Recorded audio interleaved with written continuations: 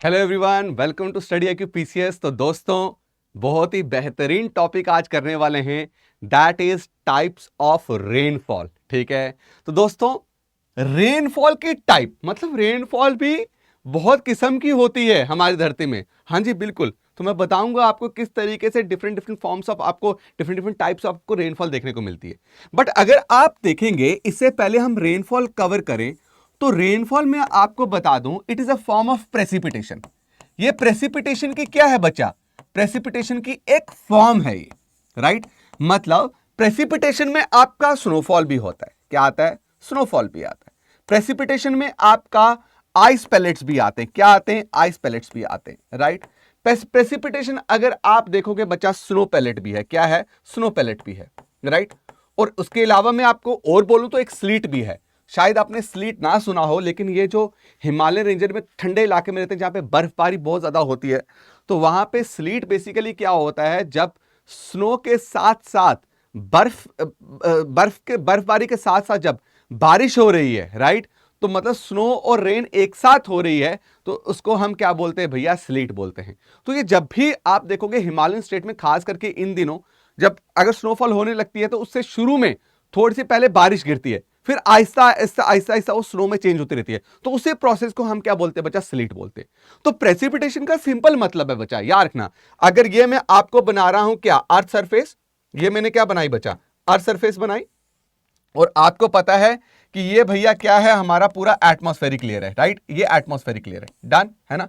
तो भैया प्रेसिपिटेशन का सिंपल मतलब है कि आपके बादल से, ठीक है, पानी का, बादल से पानी का धरती के सरफेस में गिरना, राइट।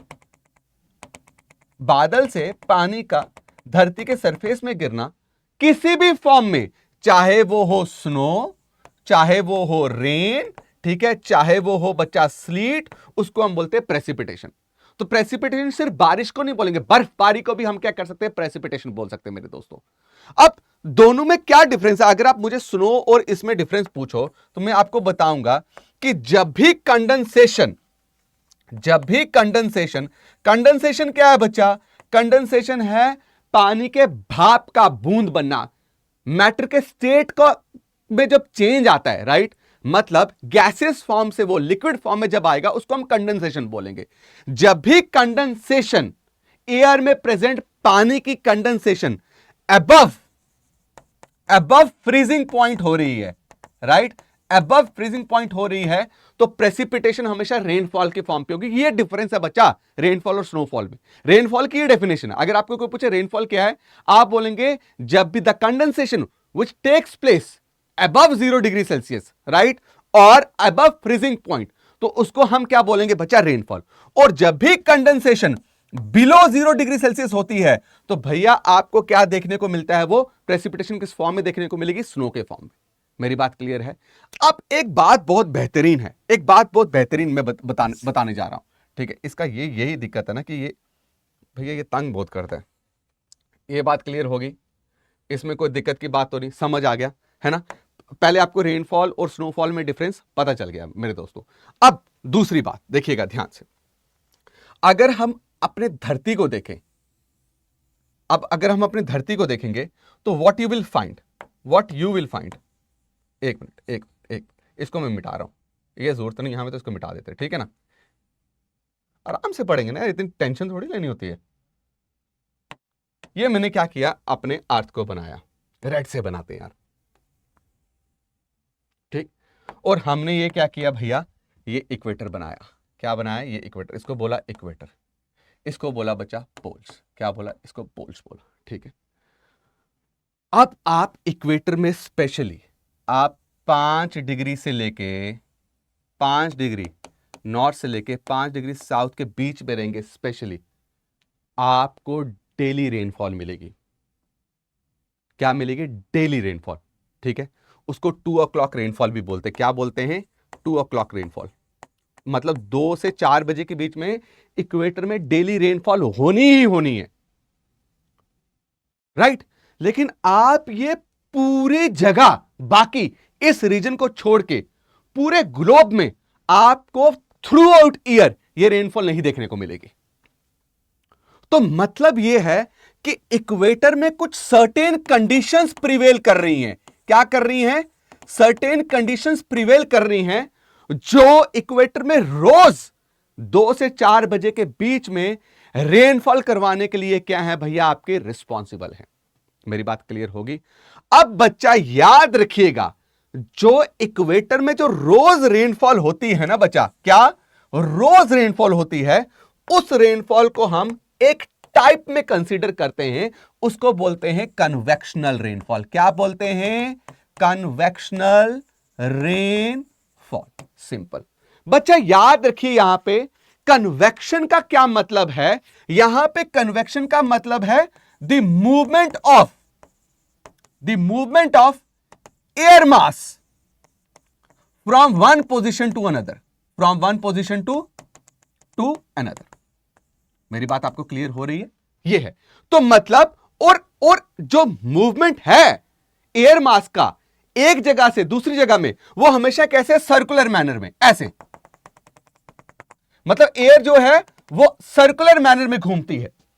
अब जो ये एयर जो कंटिन्यूसली सर्कुलर मैनर में घूम रही है, राइट, इस एयर की मूवमेंट को हम बोलते हैं कन्वेक्शनल करंट। क्या बोलते हैं इसको हम? Convectional current, right, convectional current. और ये एयर की मूवमेंट की वजह से, सर्कुलर मैनर में मूव करने की वजह से जो रेनफॉल होती है, उस रेनफॉल को हम क्या बोलते हैं? Convectional rainfall. You got it? समझ के? और कन्वेक्शनल रेनफॉल आपको पूरी तरीके से हर साल, हर दिन आपको 2 से 4 बजे के बीच में कहां देखने को मिलेगी? इक्वेटर में देखने को मिलेगी। कहां देखने को मिलेगी? इक्वेटर में देखने को मिलेगी। मतलब अब कन्वेक्शन रेनफॉल अगर यहां पे कुछ हो रही है तो सर्टेन कंडीशंस चाहिए उसके फुलफिल होने के लिए। क्या चाहिए? Certain conditions. तो मैं आपको पहले बताता हूं कि कन्वेक्शनल रेनफॉल होने के लिए सबसे पहले क्या चाहिए। पहली कंडीशन क्या? Heated, very heated ground surface. क्या? Heated ground surface. And second, abundance supply of warm and moist air. बोला ये दो कंडीशन जहां फुलफिल होंगी मेरे दोस्तों, मैं गारंटी लिख के दे देता हूं, वहां पे कन्वेक्शन रेनफॉल होगी। जहां पे ये दो कंडीशंस फुलफिल हो रही हैं, हीटेड ग्राउंड सरफेस और abundance सप्लाई ऑफ व्हाट? आपका मतलब वार्म एंड मॉइस्ट एयर। मतलब एयर है और एयर में बहुत ज्यादा नमी है। बच्चा ये सिर्फ और सिर्फ मुझे बताओ, एयर में नमी, वाटर वेपर कहां होगा? जब भाई साहब आपका वहां पे टेम्परेचर ज्यादा होगा। मुझे बताओ, आपने अगर एक पैन को, राइट, ये पैन ले लिया हमने, ठीक है बच्चा, मेरी ड्राइंग इतनी अच्छी नहीं है बट मैं इमेजिनेशन बहुत जबरदस्त करवाता हूं, ठीक है। ये पैन हमने ले लिया, ठीक है जी, और इस पैन को हमने क्या रख दिया? आपके गैस के ऊपर रख दिया जलाने के लिए, ठीक है। और इसमें डाल दिया हमने बहुत सारा पानी। क्या डाल दिया? बहुत सारा पानी। क्या डाल दिया? बहुत सारा पानी। अब मुझे बताओ, जब ये आप इसको बॉईल करना स्टार्ट करोगे, आधे घंटे के बाद आप चेक करोगे पानी यहां पहुंच जाएगा इस लेवल पे, और 1 घंटे के बाद पानी खत्म। पानी क्या बन गया? पानी बन गया बच्चा भाप। क्या बन गया? भाप। मतलब पानी क्या बन गया? Water vapour. और वाटर लिक्विड स्टेट में था, वो गैसेस स्टेट में कब चेंज हुआ? जब उसका टेम्परेचर बढ़ाया। मेरी बात क्लियर होगी? तो मुझे एक बात बताओ कि आपका एयर में वाटर वेपर आपको ज्यादा कब मिलेगा? जब वहां पे इवेपोरेशन बहुत ज्यादा है, मतलब टेम्परेचर बहुत ज्यादा है। और हमें पता है कि हमारा जो इक्वेटर है, इट रिसीव्स मैक्सिमम हीट। ये सबसे ज्यादा हीट रिसीव करता है। मेरी बात क्लियर होगी? अब जब ये बहुत ज्यादा हीट रिसीव करता है तो ध्यान से सुनिएगा बच्चे, इसको मैं मिटा दूं, इसको क्लियर है, मैं नीचे बनाता हूं, कोई टेंशन नहीं। ये मैंने बनाया बच्चा क्या? आपका ग्राउंड सरफेस बनाया। क्या बनाया? Ground surface. And this ground surface, red mark कर रहा हूं, इज इंटेंसली हीटेड। बहुत ज्यादा क्या हो गया बच्चा? ये हीटअप हो गया। क्या हो गया? हीटअप हो गया। मेरी बात क्लियर होगी? हीटअप हो गया। अब जब इंटेंसली हीटअप हुआ तो मुझे बताओ, इस सरफेस के ऊपर यार एयर है, यहां पे हाथ हिलाओ ना यार, एयर है तो भैया इस सरफेस के ऊपर भी तो एयर होगी। अब ये जो सरफेस है बहुत ज्यादा गर्म होगी है, तो उसके कांटेक्ट में जो भी एयर होगी बच्चा, वो भी क्या होगी? गर्म होगी ना, गर्म होगी। और यहां पे जो भी वाटर बॉडी है जो प्रेजेंट है उसमें से पानी इवेपोरेट होगा, भाप बनेगा और कहां जाएगा? एयर के अंदर जाएगा। अब मैंने क्या बोला था कि जब एयर इसके कांटेक्ट में आएगी गर्म होगी, वार्म एयर हमेशा राइज करती है, वार्म एयर चलेगी ऊपर, क्या करेगी? ऊपर चलेगी। अब जब वार्म एयर ऊपर जा रही है, ऊपर जा रही है, राइट, ठीक है। अब जब भी वो अर्थ सरफेस से ऊपर जाएगी, हीट सोर्स के अर्थ सरफेस जब ऊपर जाएगी, उसका टेंपरेचर क्या होगा बच्चा? कम होगा। टेंपरेचर क्या होगा? कम होगा। जब टेंपरेचर कम होगा तो उसमें प्रेजेंट जो वाटर वेपर है, राइट, वाटर वेपर है, वो क्या होना स्टार्ट हो जाएगा बच्चा? कंडेंस होना स्टार्ट हो जाएगा, क्योंकि टेंपरेचर क्या हो रहा है? कम हो रहा है। तो वाटर वेपर आहिस्ता आहिस्ता आहिस्ता आहिस्ता क्या बनता जाएगा बच्चा? आपकी पानी की बूंद बनता जाएगा। तो जब भी टेंपरेचर कम होता है ना, तो हम बोलते हैं एयर में जो आपकी ह्यूमिडिटी है, रिलेटिव ह्यूमिडिटी है, वो क्या होती है? बढ़ती जाती है। क्या होती जाती है? बढ़ती जाती है। रिलेटिव ह्यूमिडिटी बढ़ती जाती है। और जितनी रिलेटिव ह्यूमिडिटी बढ़ेगी उतने एयर के बीच में प्रेजेंट जो स्पेस है वो कम होता जाएगा। मुझे एक बात बताओ, ये एक पोजीशन है, ये वार्म एयर, ये एक पोजीशन है दूसरी एयर की। मुझे बताओ, मैं बोल रहा हूं ये ग्राउंड सरफेस के पास है, ये ग्राउंड सरफेस से दूर है। तो जब यहां ग्राउंड सरफेस पास है तो गर्म होकर फैल जाएगी। जब ये ग्राउंड सरफेस से दूर जाएगी तो ये क्या करती जाएगी? एयर श्रिंक करती जाएगी, सिकुड़ती जाएगी, क्योंकि ठंडी हो रही है। तो इसके बीच में स्पेस कम होते जाएंगे। जब स्पेस कम होते जाएंगे तो भैया जो इसमें वाटर होल्डिंग कैपेसिटी है एयर की, वो कम होती जाएगी। मुझे पता, जब एयर फैलेगी स्पेस ज्यादा है कि एयर जब श्रिंक करेगी स्पेस ज्यादा है? जब एयर फैल रही है तो वाटर को ओवर होल्ड करेगी। जब एयर श्रिंक कर रही है तो वाटर को क्या करेगी? वो कम होल्ड करेगी। रिलेटिव ह्यूमिडिटी का मतलब है कि एयर की वाटर होल्डिंग कैपेसिटी कम होती जाती है। और जितनी वाटर होल्डिंग कैपेसिटी कम होगी, और वाटर होल्डिंग कैपेसिटी कम होगी जब टेंपरेचर कम होगा, याद रहेगा। और जब टेंपरेचर कम होगा कंडेंसेशन स्टार्ट होगा। जब भी बच्चा रिलेटिव ह्यूमिडिटी अगर 100% हो जाती है तो इसका मतलब है कि रिलेटिव ह्यूमिडिटी 100% होने का मतलब है कि एयर पूरी तरीके से क्या हो चुकी है बच्चा? सैचुरेट हो चुकी है, पानी से भर चुकी है, पानी से भर चुकी है। अब अगर आप इसका टेंपरेचर और कम करने की कोशिश करोगे, अब आप इसका टेंपरेचर अगर और कम करने की कोशिश करोगे, जो with increasing air increasing height होता जाएगा, तो अब क्या होना स्टार्ट हो जाएगा बच्चा? पानी की बूंदें बनना स्टार्ट हो जाएंगी।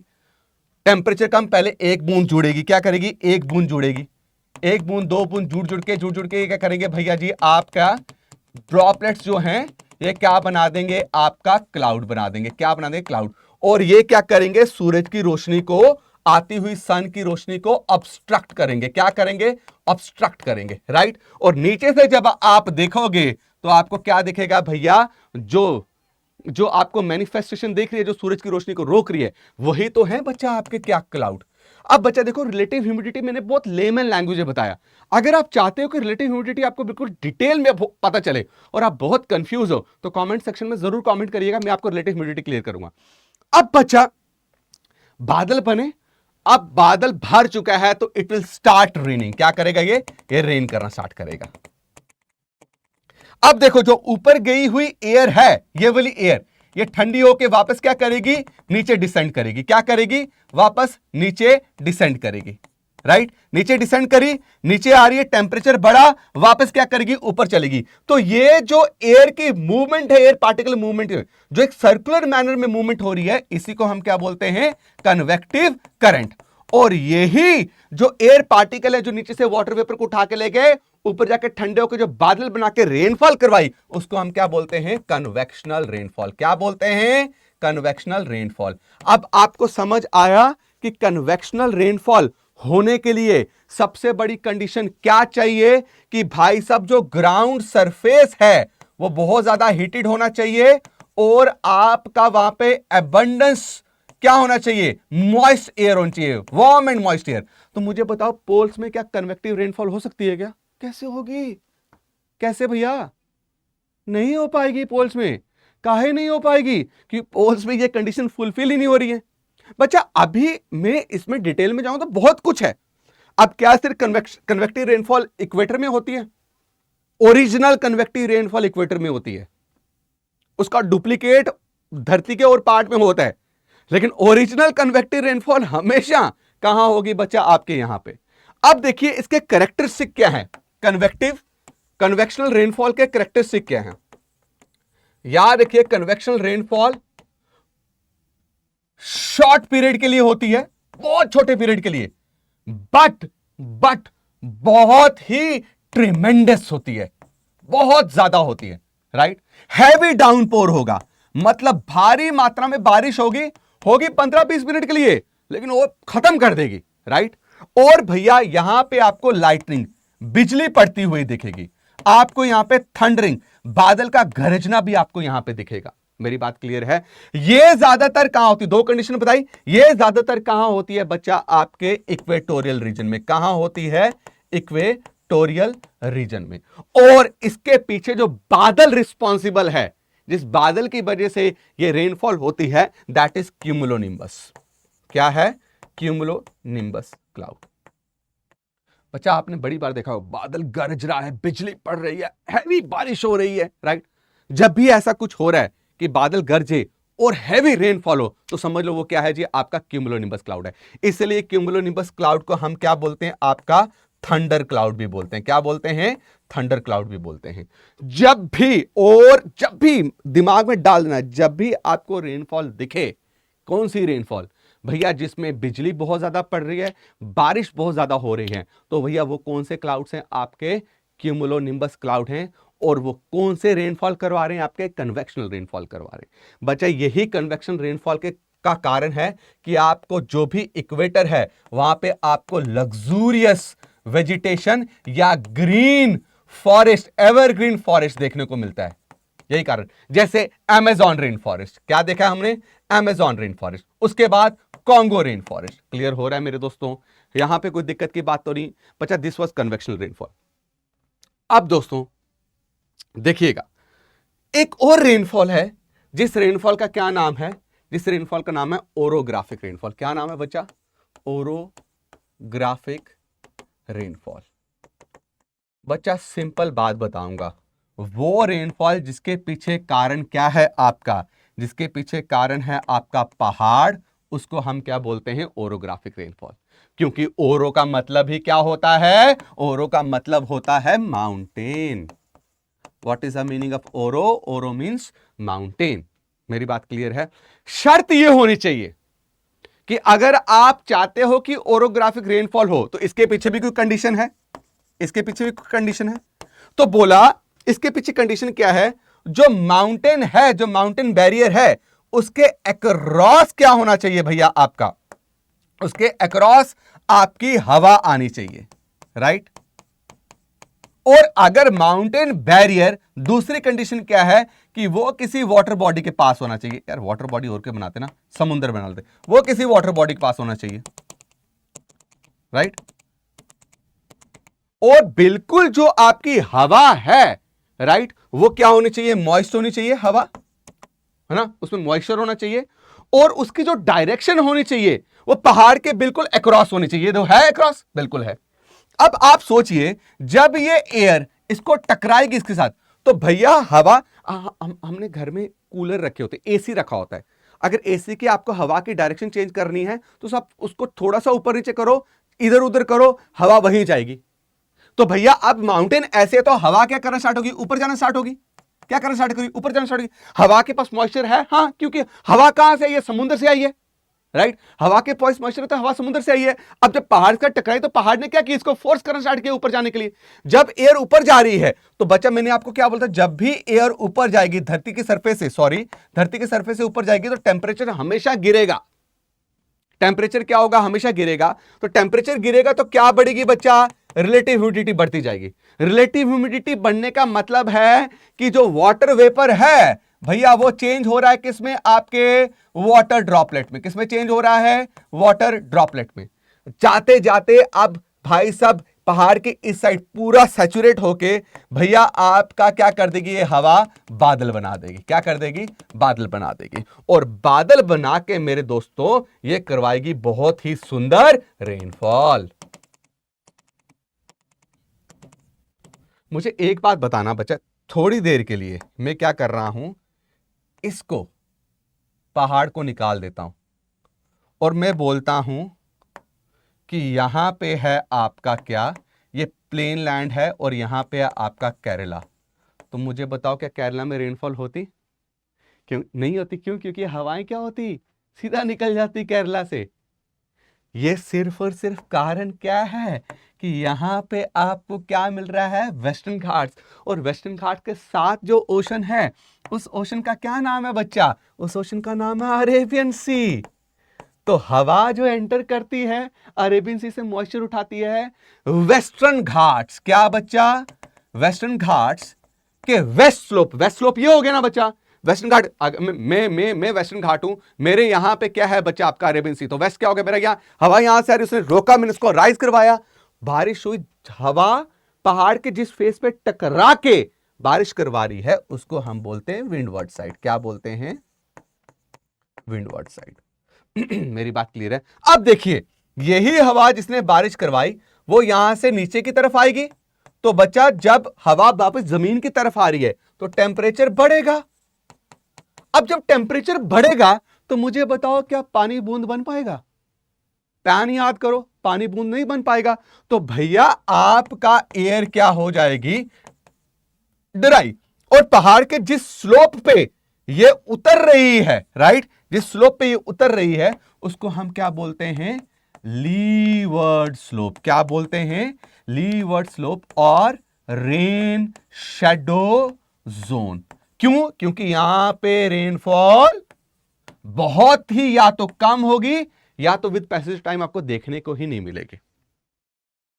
अब अगर आप ध्यान से देखें, मैं बना रहा हूं, ये मैंने ये यहां रखा, ये मैं बना रहा हूं इंडिया। डन। ये मैंने बनाया इंडिया।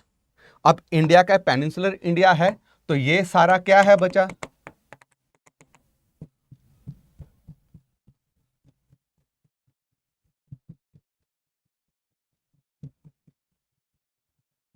ये क्या है बच्चा? आपका अरेबियन सी है। ये क्या है? आपका अरेबियन सी है। और बच्चा आपके यहां पे जो मिलता है उसको हम क्या बोलते हैं? वेस्टर्न घाट्स। उसको हम क्या बोलते हैं? उसको हमने क्या बोला? वेस्टर्न घाट्स। अब यहीं से जून जुलाई के टाइम पे जो बारिश करवाने वाली हवाएं हैं वो यहीं से एंटर करती हैं। क्या करती हैं? यहीं से एंटर करती हैं। मेरी बात क्लियर हो गई? और इन्हीं हवाओं को हम क्या बोलते हैं? South west monsoons. क्या बोलते हैं? South west monsoon, because of their direction. अगर आपको भूले तो मैं आपको बता दूं कि हवा की डायरेक्शन कैसे देखते हैं। ये है आपका नॉर्थ, ये है आपका साउथ, ये है वेस्ट, ये है ईस्ट। ठीक है बच्चा? ये नॉर्थ साउथ वेस्ट ईस्ट।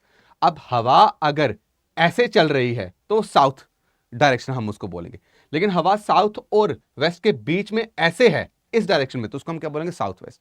ये क्या बचा? South east. इस डायरेक्शन को हम क्या बोलेंगे? South east. इस डायरेक्शन को हम क्या बोलेंगे? North west. और इस डायरेक्शन को क्या बोलेंगे? North east. अब मुझे बताओ ये एरो यहां पे कहां रिजेंबल कर रहा है? यहां पे कर रहा है, राइट। अब ये टकराता है आगे, जैसे टकराता है आगे क्या बच्चा? वेस्टर्न घाट्स। वेस्टर्न घाट्स की कौन सी स्लोप? ये कौन सी स्लोप है? Western slope. क्या है? Western slope, right. और ये क्या है? आपकी ईस्टर्न स्लोप। ठीक बोल रहा हूं ना?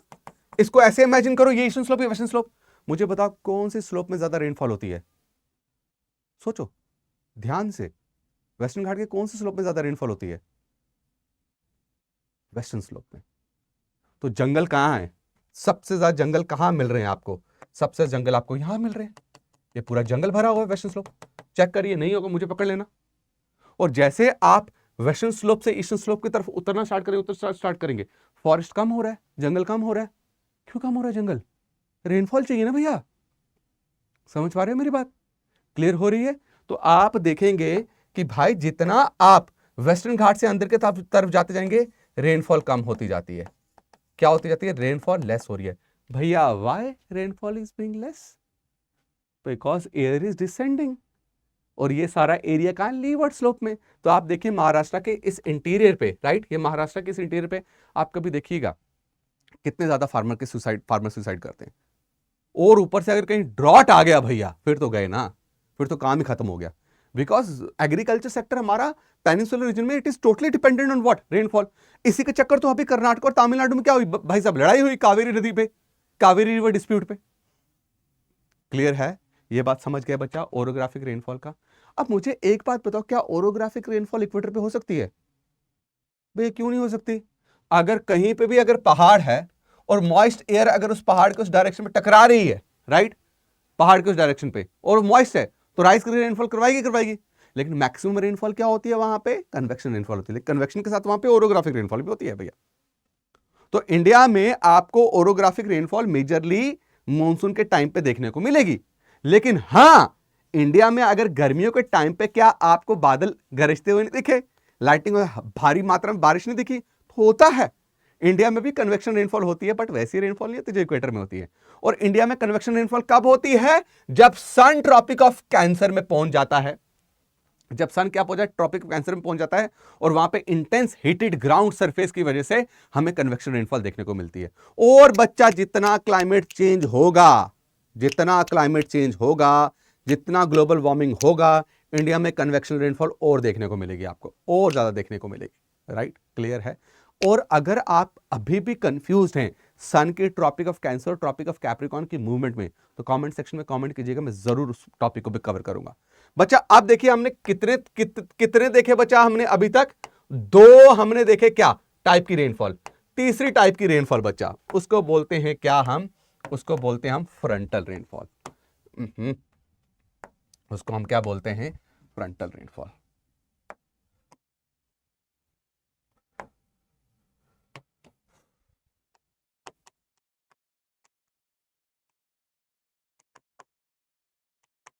उसको हम क्या बोलते हैं? Frontal rainfall. बच्चा इतना आसान है ना यार। फ्रंटल रेनफॉल समझने से पहले हमें फ्रंट के बारे में समझना है। किसके बारे में समझना है? फ्रंट के बारे में। What is front? तो सिंपल है मेरे दोस्तों, सिंपल। जहां पे भी 2 डिफरेंट एयर मासेस, एक में बना रहा हूं क्या आपकी वार्म एयर, और एक में बना रहा हूं ठंडी, तो ठंडी को हमने क्या कर दिया? वाइट एयर कर दिया। ठीक है, जब भी आपकी 2 डिफरेंट एयर मास, डिफरेंट, एक है आपकी वार्म एयर और एक है आपकी कोल्ड एयर, जब वो ऑपोजिट साइड से आके, ठीक है, एक दूसरे की तरफ आती हैं और जिस जोन पे आके मिलती हैं, इस स्लोपी जोन को हम क्या बोलते हैं बच्चा? फ्रंट बोलते हैं। What we call it? We call it front. तो फ्रंट एक ऐसा एरिया है जहां पे 2 डिफरेंट एयर मासेस मिल रही हैं। दोनों डिफरेंट हैं, हाँ, ये ड्राई है, ये बच्चा ये मॉइस्ट है, मतलब इसमें मॉइस्चर है। राइट, ये भैया आपके इसका टेम्परेचर क्या है? आपका कम है। इसका टेम्परेचर क्या है बच्चा? आपका ज्यादा है। मेरी बात आपको क्लियर हो रही है? और क्या, और क्या देखेंगे आपकी? इसकी जो डेंसिटी है वो ज्यादा है, इसकी डेंसिटी जो है वो आपकी कम है। मेरी बात आपको क्लियर हो रही है? तो बच्चा जब भी वार्म एयर और कोल्ड एयर मिलती हैं, तो वार्म एयर हल्की होने के कारण, वार्म एयर हल्की होने के कारण वो क्या हो जाती है बच्चा? राइज कर जाती है। क्या कर जाती है? राइज कर सकती है। बच्चा दोनों तो मर्ज हो ही नहीं पाएंगे ना, दोनों मर्ज नहीं हो पाएंगे। क्यों नहीं मर्ज हो पाएंगे? कि दोनों सेम नहीं है, दोनों की प्रॉपर्टी सेम नहीं है, तो दोनों मर्ज ही नहीं हो पाते। तो वार्म एयर मिलके क्या करती है बच्चा? कोल्ड एयर खींचती है और वार्म एयर को ऊपर उठा लेती है। राइट, अब बच्चा वार्म एयर जा रही है ऊपर। राइट, वार्म एयर ऊपर जा रही है। ठीक है, अब मुझे बताओ वार्म एयर जब ऊपर जा रही है, ये अर्थ सरफेस है, वार्म एयर जब ऊपर जा रही है, टेम्परेचर कम होगा। क्या होगा? टेम्परेचर कम होगा बच्चा। अब जब टेम्परेचर कम होगा बच्चा, तो कंडेंसेशन होना स्टार्ट होगी, नहीं होगी? है ना। टेम्परेचर कम होना मतलब रिलेटिव ह्यूमिडिटी बढ़ना। रिलेटिव ह्यूमिडिटी बढ़ना मतलब क्या है भाई साहब? अब वाटर जो है, वेपर जो है, वो किस में चेंज होना स्टार्ट हो जाएगा? वाटर ड्रॉपलेट में चेंज होना स्टार्ट हो जाएगा। और ऊपर जाते जाते वो क्या करेंगे बच्चा? एक टाइम आएगा जहां पे पूरा सैचुरेट होके वो क्या बना देंगे? बादल। और जो वो बारिश हुई, उस बारिश को हम क्या बोलते हैं? Simple frontal rainfall. क्या बोलते हैं? Frontal rainfall. Frontal rainfall. मेरी बात आपको क्लियर हो गई? समझ गए? कोई दिक्कत तो नहीं है? तो ये फ्रंटल रेनफॉल आपको एक्सक्लूसिवली कहां देखने को मिलेगी? मिड लैटिट्यूड जोन में। कहां देखने को मिलेगी? मिड लैटिट्यूड जोन में। और हम इसको टेम्परेट जोन भी बोलते हैं। क्या बोलते हैं? टेम्परेट जोन में, जहां पे 2 एयर मासेस मिलती हैं। पोलर रीजन से आती जो एयर है उसका नाम होता है ईस्टर्लीज। क्या नाम होता है उसका? ईस्टर्लीज। और जो आपका ट्रॉपिकल रीजन से गर्म हवा आती है उसका नाम होता है क्या? वेस्टर्लीज। और ये दोनों आके मिलते ही आपके कौन से लैटिट्यूड में है? 45 डिग्री टू 65 डिग्री लैटिट्यूड में, दोनों हेमिस्फेयर में। And they are responsible for bringing frontal rainfall. Frontal rainfall कैसे होगी? जब 2 कंट्रास्टिंग एयर मास मिलेंगे। तो अभी आप जो भी आपके यूरोप वगैरह में जो रेनफॉल देख रहे होगे वो सारी की सारी क्या है बच्चा, आपकी फ्रंटल रेनफॉल है। उम्मीद करता हूं आपको ये टॉपिक क्लियर हुआ, कोई दिक्कत की बात नहीं है। कोई भी ऐसा टॉपिक जिसमें आपको दिक्कत हो तो आप जरूर कमेंट सेक्शन में कमेंट कीजिए बच्चा। वीडियो को ज्यादा से ज्यादा शेयर कीजिए, लाइक कीजिए, चैनल को सब्सक्राइब कीजिए। और साथ में एक और बता देता हूं कि हमने संपूर्ण बैच को स्टार्ट कर दिया है। संपूर्ण बैच एक लाइफ फाउंडेशन बैच जो कब स्टार्ट हो रहा है बच्चा, आपका 18 दिसंबर को, राइट। एक नई एनर्जी के साथ, एक नए विजन के साथ, ठीक है, एक नए टेक्निक के साथ हमने इस कोर्स को लॉन्च किया है संपूर्ण को, राइट। इसके लिए आपको सिंपली क्या करना है बच्चा, सिंपली जाना है स्टडी आईक्यू के प्लेटफॉर्म पे। स्टडी आईक्यू के प्लेटफॉर्म पे जाएंगे, क्लिक करेंगे वहां पे, तो आप वहां पे जाते ही नीचे स्क्रॉल कीजिए तो आपको स्टेट पीसीएस के लाइव कोर्सेज देखने को मिलेंगे। और यहां पे आप स्टेट स्पेसिफिक देख सकते हो कि उड़ीसा का हमने लाइव फाउंडेशन संपूर्ण बैच स्टार्ट कर दिया है। वैसे ही आई एम फ्रॉम जेएंडके और हमने जेएंडके का भी लाइव संपूर्ण बैच स्टार्ट कर दिया है दोस्तों। Now you will click on this. तो पहले जाके बच्चा चेक करिए कि भैया जो हम वादा कर रहे हैं वो मिल भी रहा है कि नहीं मिल रहा है, वो चीजें दिए भी हैं कि नहीं। हाँ बच्चा, इसमें इसके अलावा जो ऑलरेडी हम 1000+ लाइव लेक्चर्स लेते थे, है ना, 1-to-1 मेंटरशिप होती थी, क्रक्स नोट्स आपको प्रोवाइड करते थे, ये तो चलेगा चलेगा। इसके साथ हमने जो नई चीज ऐड की है ना बच्चा, वो है आपकी क्या, वो है आपकी interview guidance program by mentors. Very important part of your civil services journey, very very important part. ये तब से ही शुरू हो जाना चाहिए जब आपकी प्रिपरेशन हो रही है। ये नहीं कि मेंस क्लियर करो उसके बाद इंटरव्यू आपका करना, नहीं। क्योंकि इंटरव्यू आप एक बेहतर इंसान बनेंगे तो बेहतर डिसीजंस लेंगे। बेहतर डिसीजंस में ही आप बेहतर रिजल्ट देखने को मिलेंगे जो आपको आपकी लाइफ को एक प्रॉस्पेरिटी की तरफ लेके जाएगी बच्चा। तो इंटरव्यू में आपकी जो पर्सनालिटी डेवलपमेंट हो रही है ना, वो आपकी इस प्रिपरेशन में आपकी बहुत हेल्प करने वाली है। सेकंड है बच्चा स्पेशल पर्सनालिटी डेवलपमेंट सेशन।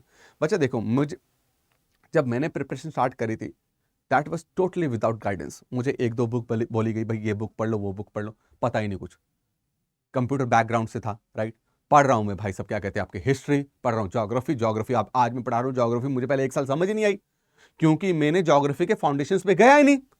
और जब मैं ज्योग्राफी फाउंडेशंस में नहीं गया, 1 साल के बाद मैंने अपने आप को देखा कि भाई मेरा तो कुछ बन ही नहीं रहा, राइट। तो उससे मैं आ गया स्ट्रेस में। तो भैया यही हमने नहीं करने देना आपको इस प्रोग्राम के अंदर। स्ट्रेस मैनेजमेंट पे काम करना है, कैसे आपको मोटिवेटेड रहना। अगर आप परेशान हैं तो आपको यह बताना हमें बहुत जरूरी है कि परेशानी is part of this what preparation. आप परेशान हैं, जो टॉपर था वो भी परेशान था एक टाइम पे। तो जब आप कोई चीज कर रहे हैं तो उसमें परेशानी आएगी, how to deal with it we will teach you, है ना। We will help you to learn and to cover all those mistakes जो आप पीछे कर चुके हैं और उनको कैसे ओवरकम करना है। लास्ट में बच्चा देखो डाउट क्लियरिंग सेशंस, जैसे मैंने अभी ये पढ़ाया है ना बैच।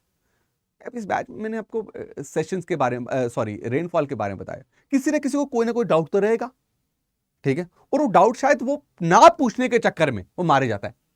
तो हम जब आपका एक मॉड्यूल पूरा कंप्लीट होगा, मॉड्यूल कंप्लीट होने के बाद हम एक अलग से एक्सक्लूसिव डाउट क्लियरिंग सेशन रखेंगे जिसमें हम सब बच्चों के डाउट को पूरी तरीके से एंटरटेन करेंगे। For that what you have to go to study IQ platform, संपूर्ण बैच में जाके क्लिक करें, मेरा कोड लगाएं RDS live, right. RDS live code लगाएं। मैं आपको गारंटी देके कहता हूं बच्चा, मैं आपको बोल रहा हूं जिस तरीके से ज्योग्राफी में पढ़ा रहा हूं और जो मेरा 10 साल हो गए मुझे इस फील्ड में, जो मेरा एक्सपीरियंस है, आई कैन गारंटी यू कि जो ज्योग्राफी कंपोनेंट में आपको क्लियर करूंगा, आपको लास्ट में एक डाउट नहीं रहेगा। डाउट क्लियरिंग सेशन लेने की जरूरत ही नहीं पड़ेगी, मैं आपको बोल रहा हूं।